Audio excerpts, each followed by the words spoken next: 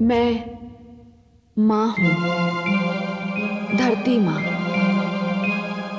आस्था एक ऐसी शक्ति है जो पर्वतों को भी स्थान से डिगा सकती है। जिसके मन में ये आस्था और ये विश्वास बैठ जाए कि जीवन और मृत्यु तो केवल ईश्वर के हाथ है, जो ये भेद पाले कि जिलाने वाला और मारने वाला वही परम परमेश्वर है और कोई नहीं, उसके मन से मृत्यु का भय निकल जाता है। और जिसके मन से मृत्यु का भय निकल जाए, वो जीवन की किसी भी विपदा का सामना कर सकता है। प्रहलाद के मन में यही अडिग विश्वास है। उसे ज्ञात है कि यदि विधाता ने उसके भाग्य में जलकर मरना नहीं लिखा है, तो आग उसे छू भी नहीं सकती। मुझे तो ये जानने की उत्सुकता है कि सिंहिका का क्या होता है, जो समझ रही है कि अग्निदेव का वरदान उसके मन की इच्छा पूरी कर दिखाएगा। वो घड़ी आ ही गई पुत्र, जिसकी तुम बड़ी उत्सुकता से प्रतीक्षा कर रहे थे। मेरे भी जीवन की अनमोल घड़ी, तुम्हारे जीवन की अद्भुत घड़ी पुत्र। जो भी इस चमत्कार को देखेगा भूल नहीं पाएगा, और जो भी इस चमत्कार की चर्चा सुनेगा सिहर उठेगा। रहते महाप्रलय तक आज की इस प्रदर्शनी की चर्चा रहेगी। चलो पुत्र।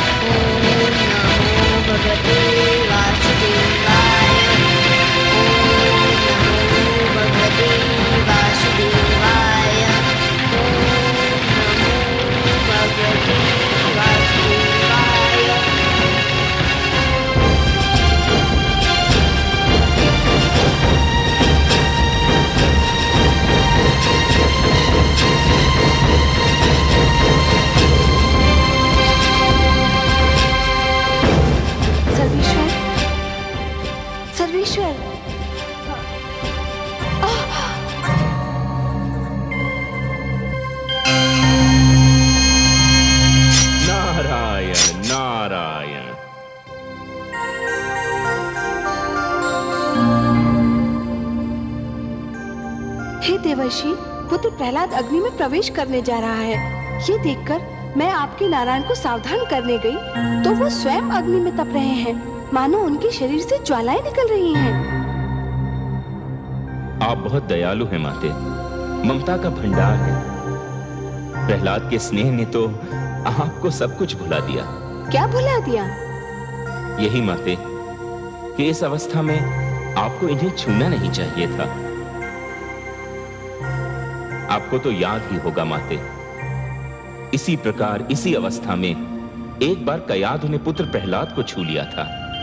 उसके तो हाथ भी जल गए थे। हाँ, मैं तो सचमुच व्याकुलता में भूल ही गई थी। माते, पुत्र प्रहलाद को जो मैंने योग ज्ञान दिया था, वह मेरे नारायण की ही तो देन थी।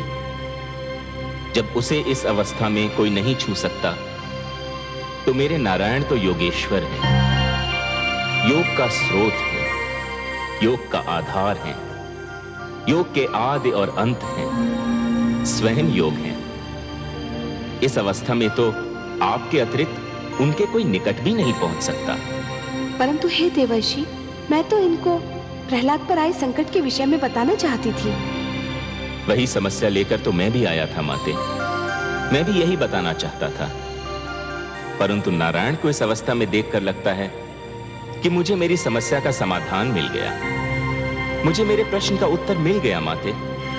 मेरी तो सारी शंकाएं मिट गईं। नारायण नारायण।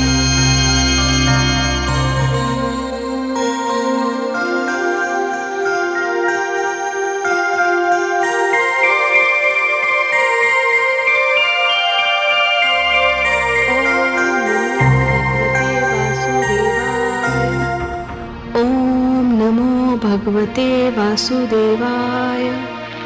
ओम नमो भगवते वासुदेवाय।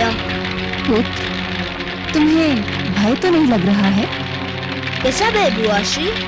मुझे तो आनंद आ रहा है। जैसे जैसे लपटे मेरी ओर बढ़ रही है, मुझे विचित्र सी शीतलता का अनुभव हो रहा है। लग रहा है जैसे शीतल जल की लहरें मेरे शरीर को छू रही हैं। ओम नमो भगवते वासुदेवाय। ओम नमो भगवते वासुदेवाय। ओम नमो भगवते वासुदेवाय। ओम नमो भगवते वासुदेवाय। ओम नमो भगवते वासुदेवाय। ओम नमो भगवते वासुदेवाय। ओम नमो भगवते वासुदेवाय। ओम नमो भगवते वासुदेवाय। नहीं, बचाओ! बचाओ! मैं जल रही हूँ, बचाओ मुझे! बचाओ!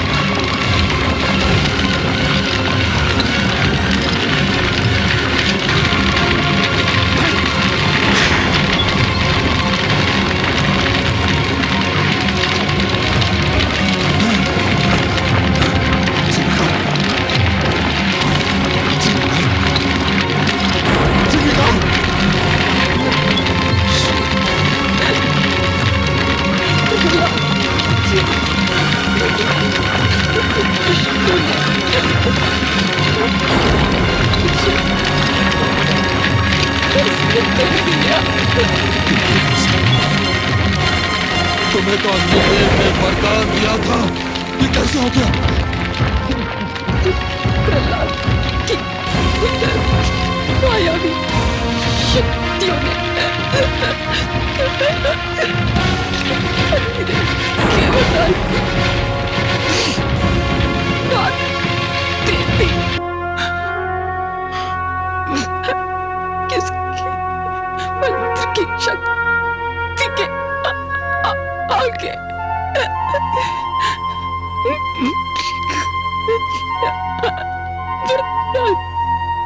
की शक्ति क्षीण हो गई।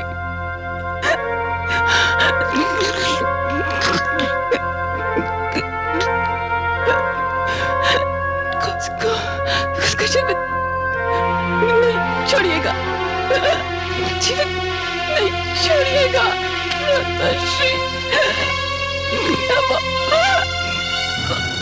हमको भी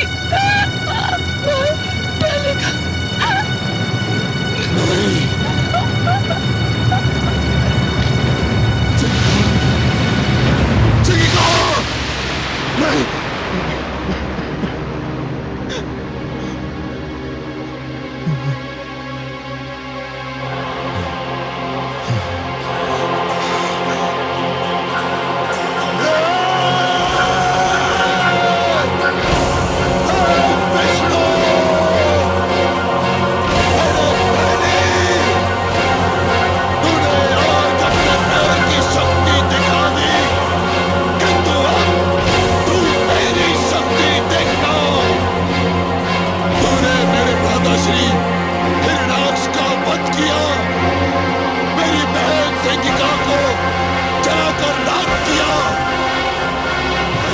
तुझे कदापि क्षमा नहीं करूंगा जब तक मैं तेरा सर्वनाश नहीं करूंगा, चैन की एक श्वास भी नहीं लूंगा।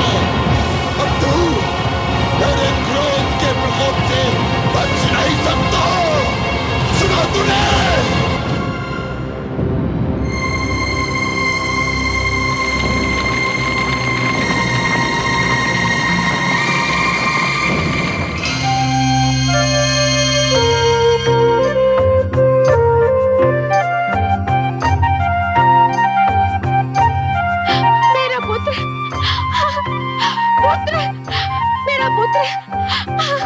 मेरे लाल, मेरा पुत्र।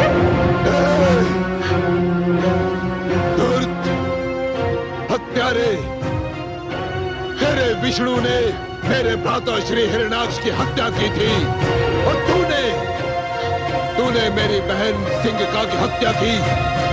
अब चाहे कुछ भी हो जाए, मैं तुझे जीवित नहीं छोड़ूंगा। चल। स्वामी, मेरे पुत्र को छोड़ दीजिए स्वामी।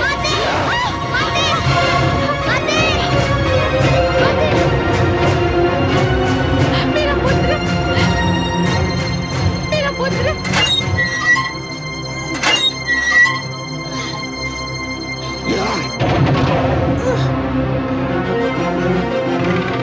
सेनापति,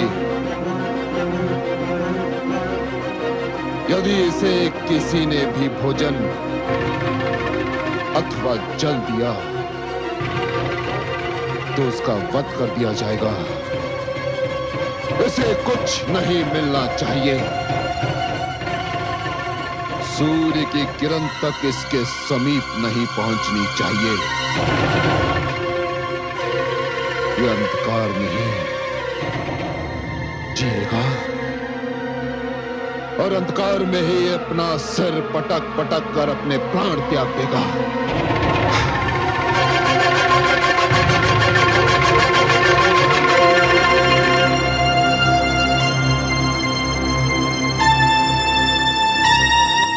देखा आपने महादेवी, सिंहिका को अपनी भूल का विस्मरण हुआ और उसका दंड भी मिला।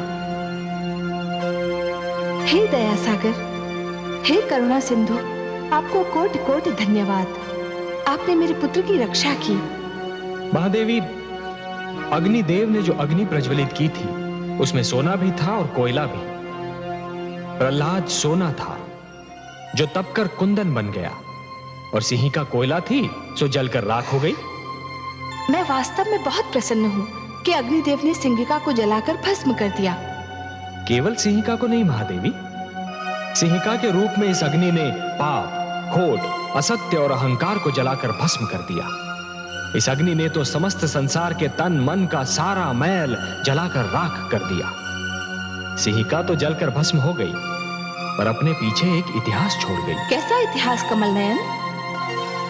सिंहिका अग्नि में जलकर होलिका बन गई। उसका सिंहिका नाम भुला दिया जाएगा महादेवी। इतिहास उसे होलिका कहकर पुकारेगा। एक नई परंपरा जन्म ले चुकी है महादेवी। वसंतोत्सव में होलिका को जलाकर पाप का अंत करने की एक परंपरा बन जाएगी।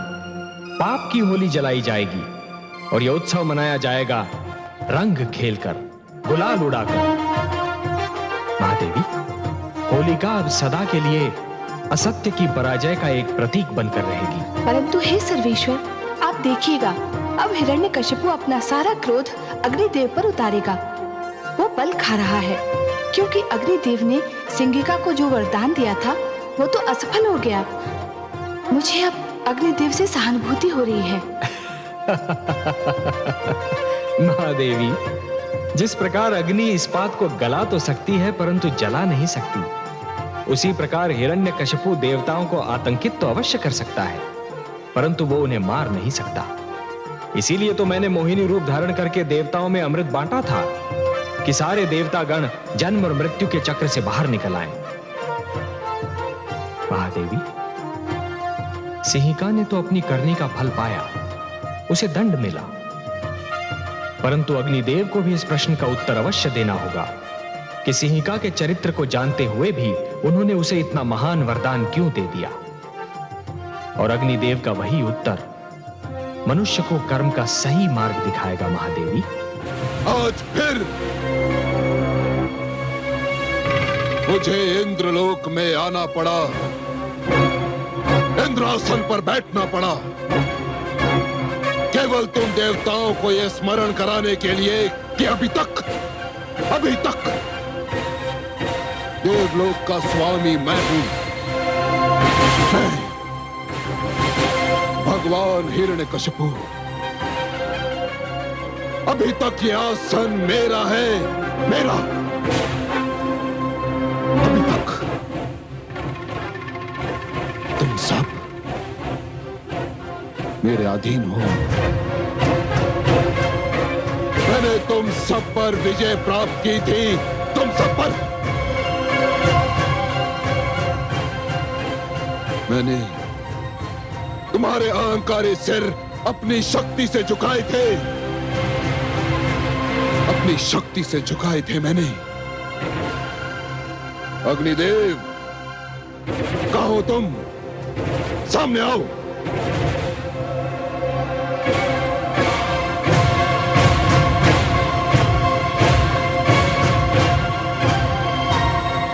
तुम स्वयं को देवता कहते हो, स्वयं को श्रेष्ठ समझते हो। धिक्कार है तुम्हारे देवता होने पर, धिक्कार है तुम्हारी शक्तियों पर, धिक्कार है तुम्हारे वरदान पर। क्या लाभ है तुम्हारे देवत्व से, क्या लाभ है तुम्हारे वरदान का? अग्निदेव, तुमने मेरी बहन सिंगिका को वरदान दिया था कि अग्नि उसे क्षति नहीं पहुंचा सकती, किंतु तुम्हारा तुच्छ और क्षीण वरदान परीक्षा का पहला आघात भी सहन न कर सका, पहला आघात भी नहीं। और मेरी बहन जलकर भस्म हो गई, केवल तुम्हारे कारण अग्निदेव, केवल तुम्हारे कारण।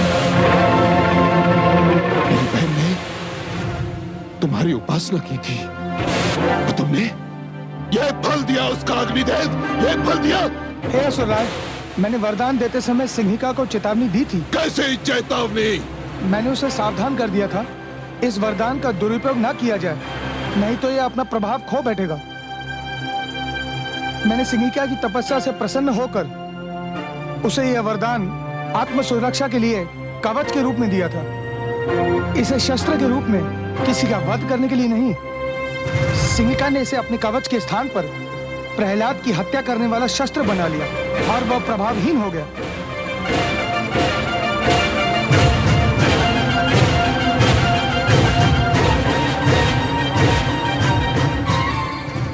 प्रभावहीन हो गया तुम्हारा वरदान। हाँ सुराज, वरदान किसी के लिए अपने सुख का कारण होना चाहिए, किसी और के दुख का कारण नहीं। और सिंहिका ने इस सत्य को भुला दिया, इसलिए वही हुआ जो होना था। इसमें मेरा कोई दोष नहीं और न मेरे दिए हुए वरदान का। असुरराज, छली हो तुम, कपटी हो तुम समस्त देवता, और सबसे बड़ा कपटी है तुम्हारा वो विष्णु। यदि उसने तुम सबको छल से अमृत न पिलाया होता तो अभी इसी घड़ी इसी स्थान पर तुम सबके सिर धड़ से अलग कर देता। सेनापति अश्वमित्र,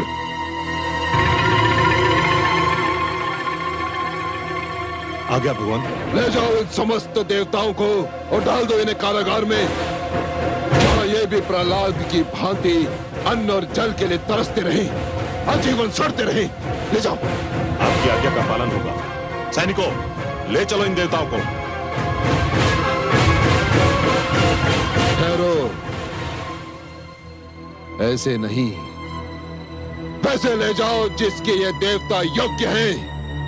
भेड़ बकरियों की भांति हाँकते हुए ले जाओ इन्हें। चलो। हाँ, चलो।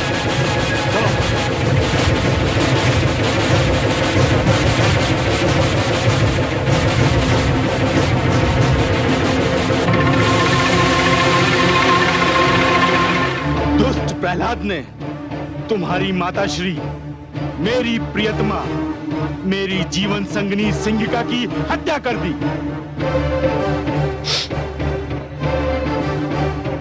मेरा मन ये मानने को तैयार नहीं पिताश्री।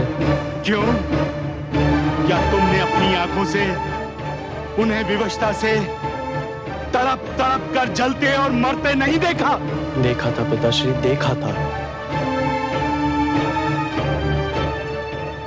परंतु अग्नि में तो उन्होंने पहले भी प्रवेश किया था और आप ही कहते थे कि उन्हें कभी तनिक सी भी क्षति न पहुंची थी। फिर इस बार अग्निदेव का दिया हुआ वरदान असफल क्यों हो गया पिताश्री?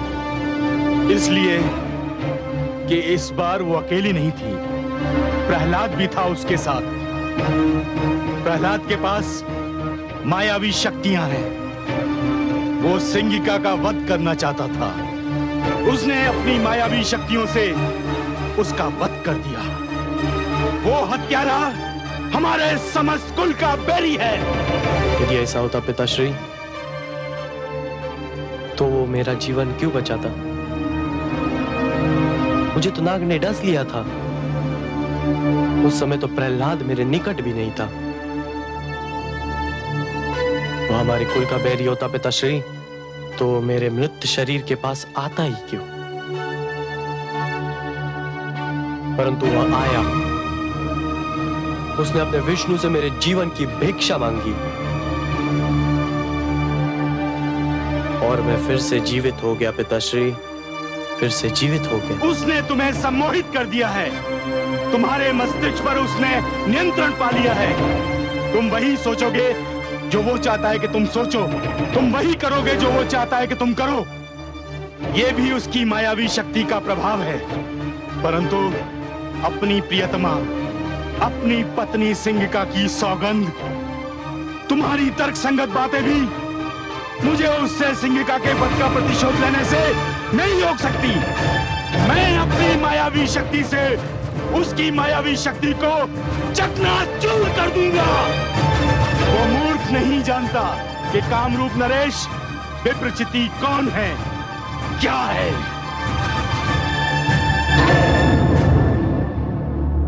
पिताश्री, नारायण नारायण। स्वागत है देवर्षि, आपका स्वागत है। आज हमें कैसे स्मरण किया?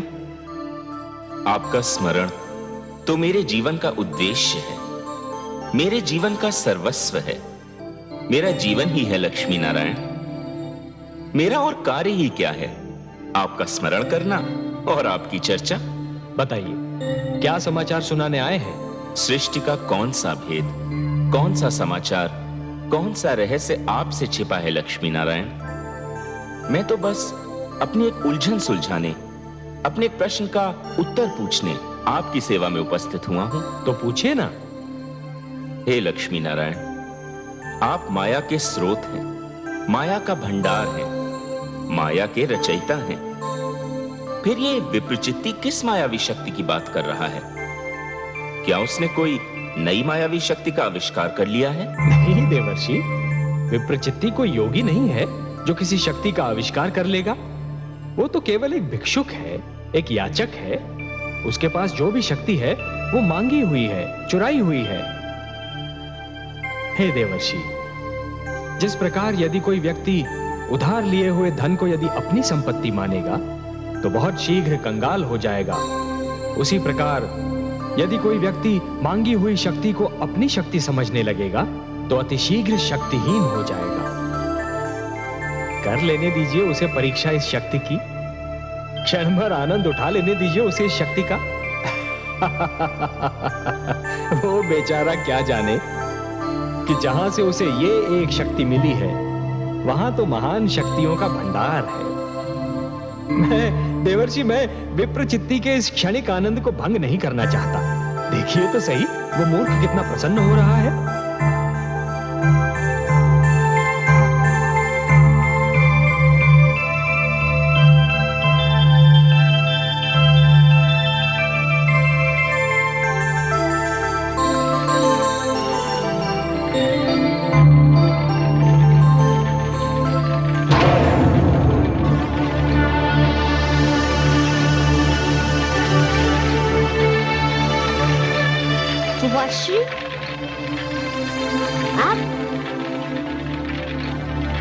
प्रणाम। मुझे बुआशी की मृत्यु का बहुत दुख है। मैं स्वयं आपके पास शोक व्यक्त करने के लिए आना चाहता था, किंतु दुष्ट, तू मुझे भी अपने छल कपट में फांसना चाहता है, किंतु मैं तुझे ऐसी मृत्यु दूंगा जो तूने कभी सोची भी नहीं होगी। विष्णु ने तुझे अग्नि में जल मरने से तो बचा लिया, किंतु देखता हूं जल में डूब मरने से कैसे बचाएगा। हाँ।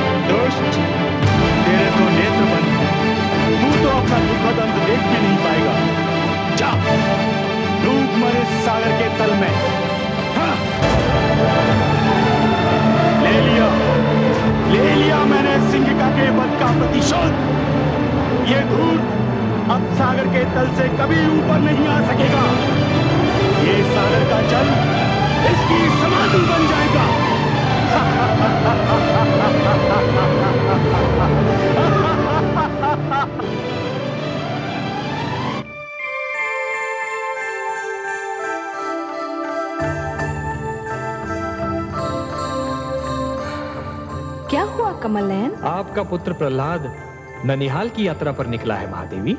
ननिहाल की यात्रा? कहाँ? आप भूल गई महादेवी, इस बार आपने सागर पुत्री के रूप में जन्म लिया है, तो सागर आपके पिता हुए और उनका घर प्रहलाद का ननिहाल ही तो हुआ। विप्रचित्ती प्रहलाद को सागर में फेंकने निकला है। पिताश्री नहीं जानते कि प्रहलाद को मैंने अपना पुत्र माना है। कुछ अनर्थ ना हो जाए, उसकी रक्षा कीजिए प्रभु। जैसी आपकी इच्छा।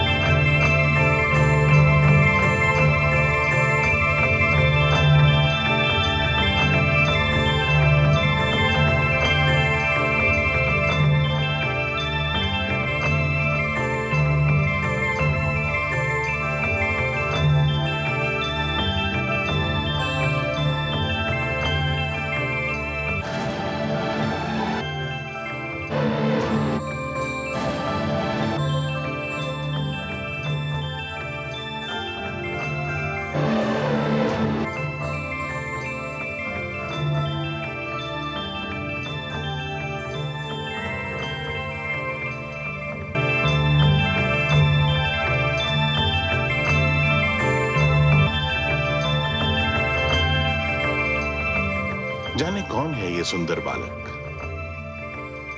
मुख पर इतना तेज कि आंखें नहीं ठहरती। कैसी मीठी निद्रा में सो रहा है वो। फिर उसे जगाकर पूछना भी तो उचित नहीं होगा ना। जाने कैसे सपने देख रहा होगा। किंतु ये कमल हमसे कह रहा है कि निश्चित इस मनमोहक बालक का संबंध हमारे जामाता श्री हरि विष्णु और पुत्री लक्ष्मी के साथ है। कमल, जो हमारे जामाता के हाथ की शोभा भी है और पुत्री लक्ष्मी का आसन भी।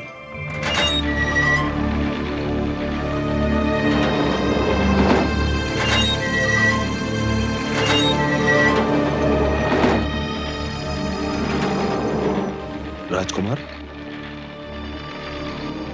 प्रहरियो, शीघ्र इधर आओ।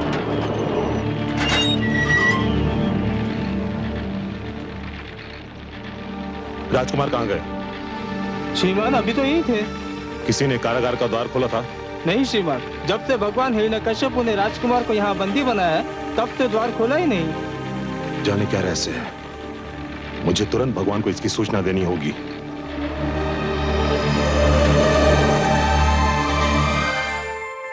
हे जनार्दन, इस समय आपका कमल कहाँ है? महादेवी, आपने अपने पुत्र प्रहलाद की रक्षा किए जाने की इच्छा प्रकट की थी ना? मैंने अपने कमल को उसकी शैया बना दिया। आपका पुत्र चैन से सो रहा है। मेरा पुत्र सकुशल तो है ना? महादेवी, जो सकुशल नहीं होते वो इतनी गहरी और मीठी नींद कहां सो पाते हैं? ऐसी निश्चिंत निद्रा तो केवल उन्हीं के भाग्य में होती है जो स्वयं को पूर्ण रूप से ईश्वर को समर्पित करते हैं। आप घबराइए नहीं, आपका पुत्र सकुशल है। विश्वेश्वर सत्य कह रहे हैं पुत्री। प्रणाम पिताश्री।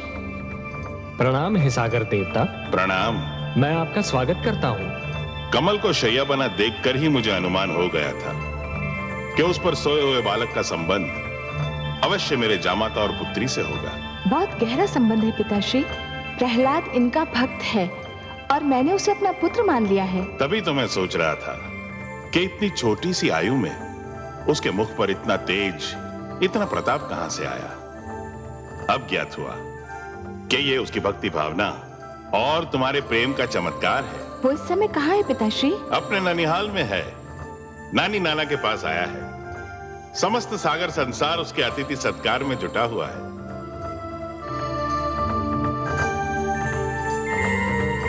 कहां लुप्त हो गया वो दुष्ट? कहां लुप्त हो गया? सिंगिका सत्य कहती थी कि उस धूर्त ने मायावी शक्तियां प्राप्त कर ली हैं और जिनका प्रयोग वो मेरे विरुद्ध करना चाहता है, भगवान हिरण्यकशिपु के विरुद्ध। जाओ, ढूंढो उसे, हर ओर ढूंढो, हर स्थान पर ढूंढो, और यदि वो मिल जाए तो उसे पकड़कर, जकड़कर, घसीटकर मेरे पास लाओ। नहीं तो ये जान लो कि यदि असफल हुए तो निर्जीव हो जाओगे। जाओ, ढूंढो उसे। नहीं सर्वशक्तिमान, ये बेचारे अब प्रहलाद को नहीं ढूंढ पाएंगे। क्यों नहीं ढूंढ पाएंगे? क्योंकि मैंने उसे सागर के गर्भ में फेंक दिया है और अब तक वो वहां से वो भूखी मछलियों के पेट में पहुंच चुका होगा। अर्थात कि तुम उसे कारागार से निकाल ले गए थे? हाँ, मैं ले गया था। उसने मेरी जीवन संगनी को जलाकर भस्म कर दिया था और मैंने उसे सागर के जल में डुबोकर मार दिया। हत्यारे, दुष्ट, तेरे हाथ मेरे पुत्र के रक्त से रंगे हुए हैं। तुमने हर जतन करके देख लिया। जब तुम मेरे पुत्र का कुछ नहीं बिगाड़ पाए तो तुमने कायरों की बातें उस पर उस समय वार किया जबकि वो सो रहा था। तुमने मेरे पुत्र की हत्या की है। मैं तुम्हें कभी क्षमा नहीं करूंगी। हत्यारे हो तुम, हत्यारे हो तुम लोग, हत्यारे हो।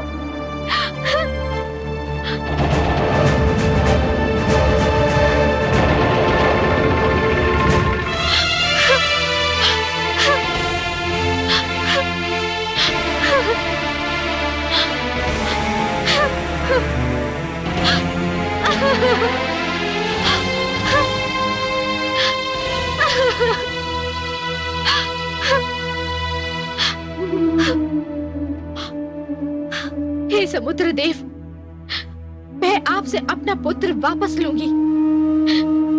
आपको मेरा पुत्र वापस लौटा नहीं होगा, लौटाना होगा मेरा पुत्र वापस। मेरा पुत्र, मेरा लाल।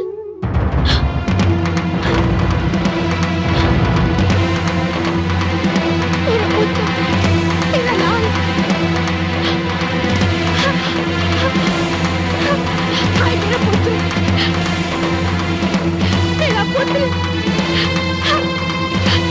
हाय मेरा पुत्र,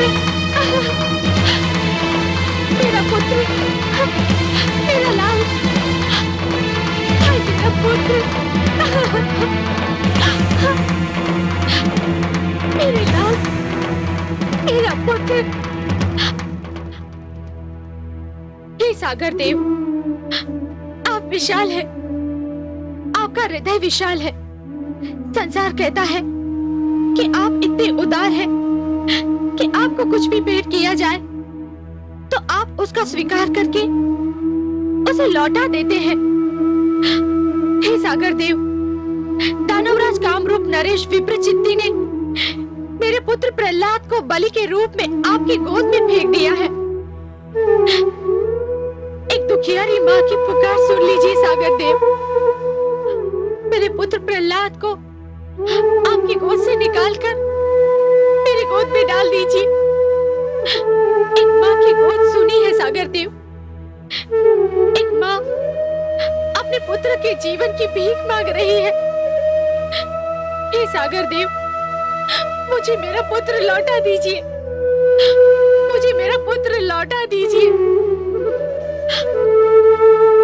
मुझे मेरा पुत्र लौटा दीजिए।